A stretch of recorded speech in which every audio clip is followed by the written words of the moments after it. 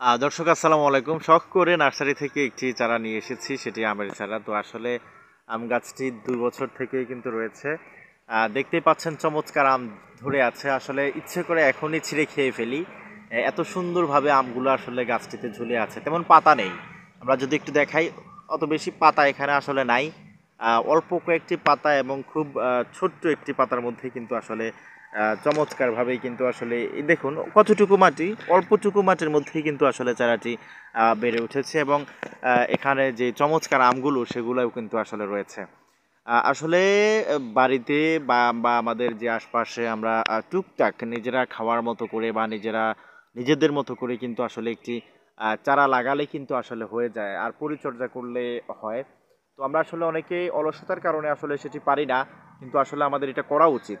আমি মনে করি এটা আমাদের করা উচিত এবং করলেই কিন্তু আসলে এটা আমাদের জন্যই ভালো। বাজারের তুলনায় নিজে একটি পরিপক্ক এবং সুন্দর একটি ফল খেতে পারি বাড়ির মধ্যে লাগালে।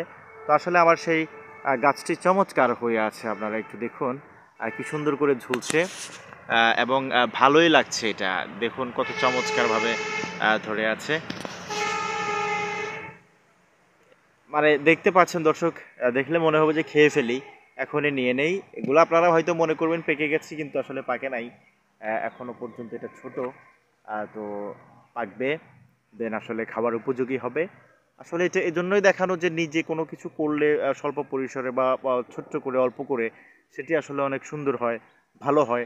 সেজন্যই আসলে এটা দেওয়া এবং করা।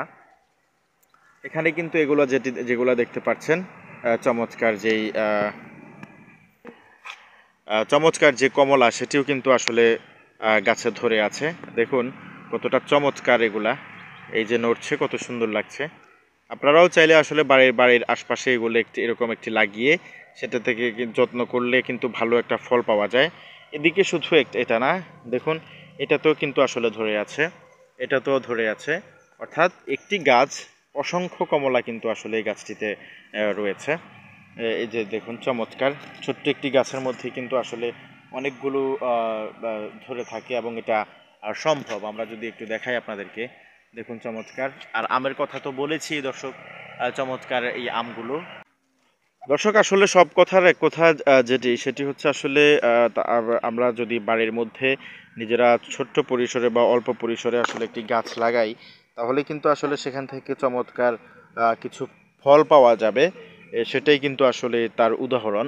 ছোট্ট করে লাগালে এবং সেগুলোর যত্ন নিলে চমৎকার ফল পাওয়া সম্ভব এবং ফরমালিন মুক্ত যে ফল, সেটি আসলে খাওয়া সম্ভব বলে আমরা মনে করছি।